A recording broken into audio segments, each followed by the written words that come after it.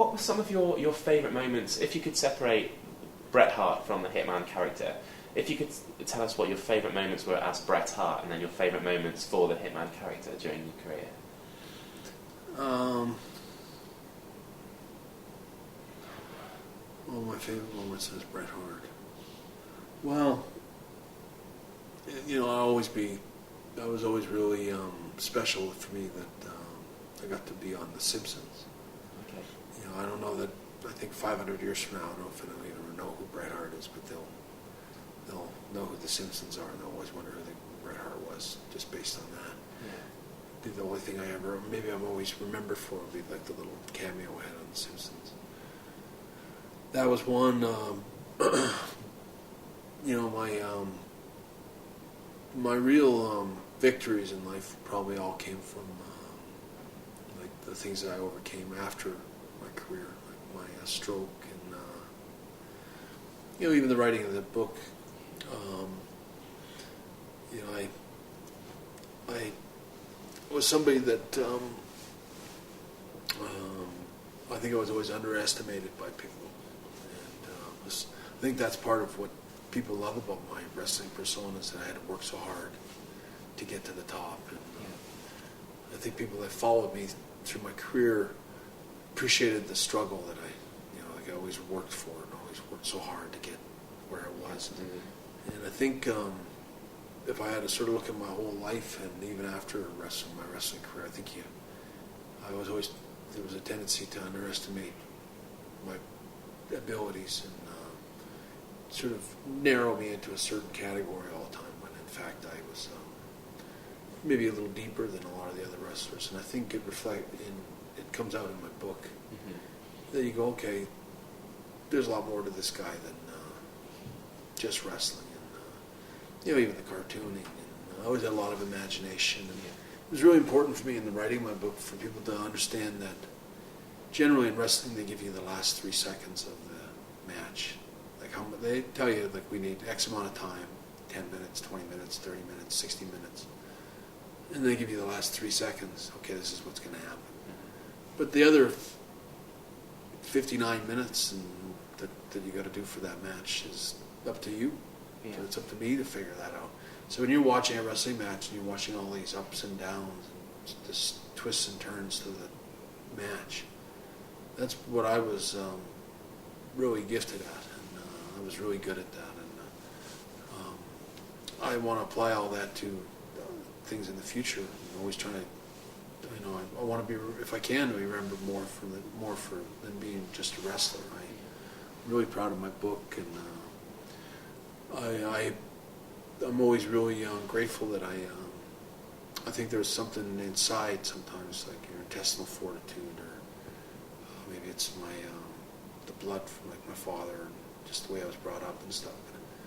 I'm proud of myself for being able to recover as well as I have from my stroke, and I don't doubt that there was a lot of people that you know, I still meet people that say they prayed for me and stuff like that. But you know, when I think back to that time in my life when I really was on my back and sort of on the bottom of the barrel and kind of didn't know if it would ever get better, and sort of seeing where I am today, you know, I think those are, you know, whether I realize it or not, that's what I was all about. It was like these, you know, they say everything happens for a reason, but I think it's true. It's like, not that I ever wished, I had someone tell me once that someday I'll be glad that I had a stroke, and I think, no, you're wrong about that.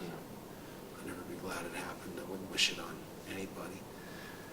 But I think, you know, you take what you get, and I had a lot of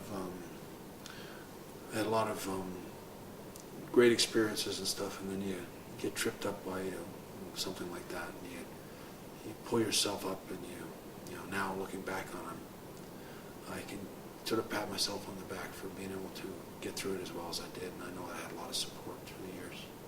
Absolutely.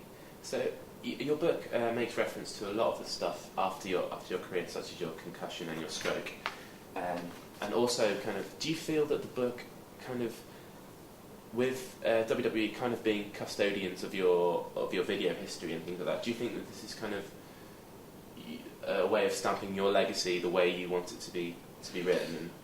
Well, more than that even. That I did write the book thinking that most people would never see a lot of my work, like the body of my work as far as my matches go.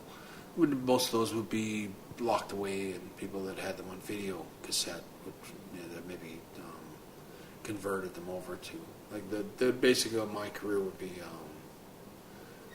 shelved and in boxes somewhere in a warehouse in Connecticut, and most people would never see them again. Over time, I would fade from memory, and people would be talking about Bret Hart, and in wrestling, they sell you whatever they want.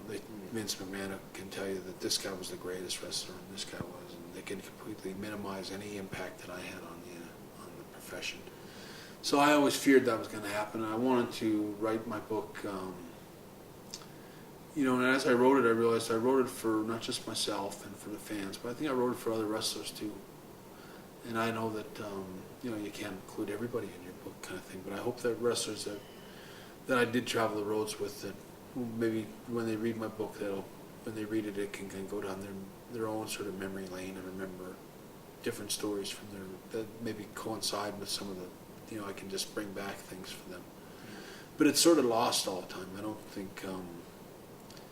I think in that sense, I wrote a book that is really honest, and for any wrestler that spent time with me in those days through different periods, they'll get a real, they can go back and sort of relive that life again. Do you feel now, obviously with the book and everything, and you had a DVD out, were inducted into the Hall of Fame, that kind of thing. Now for people like myself, like growing up in the late 80s, early 90s, that kind of thing, like you were like always the man for us, like our favourite wrestler, and we've kind of stayed with you to this kind of day. But do you think overall, in terms of wrestling history, you get your place in history is just? Are you happy with it, or do you think that? Yeah, I think so. When you play the video games, I think the wrestling Bret Hart character is the toughest one to beat. That's what the kids tell me. Okay. Bret Hart never loses, So I think, maybe it's just them. Maybe the game people are the ones that keep me alive. But I think, I stand by my my body of work kind of thing. I think I think it's hard to find a lot of bad Bret Hart matches where you go, watch this one, this is terrible. He stunk out the place.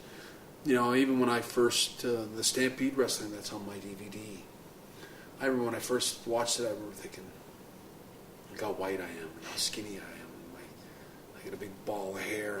I remember thinking, I don't want anyone to see that. And then I remember thinking, I was wrestling, I've been in the business 7 months when I was having those matches. I had literally just pulled on a pair of boots and was wrestling from being a college wrestler. And I thought, I was pretty damn good actually for just a little skinny kid back then. And then you watch someone like Hulk Hogan, and they can't even show their old matches because they're so terrible that you wouldn't want to even expose how bad Hulk Hogan really was in the beginning.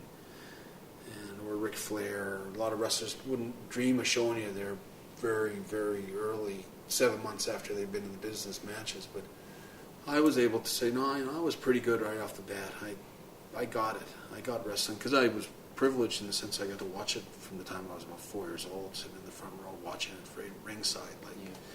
I mean, if anybody was going to get it, that's why I think there's so many second generation and third generation wrestlers that get it. Because it all comes back to you watching it so up close. And in my case, I didn't know what was real and what wasn't. I pretty much thought wrestling was real till I got smarted up driving out to a van to referee a match. So you grow up with it. You end up knowing it.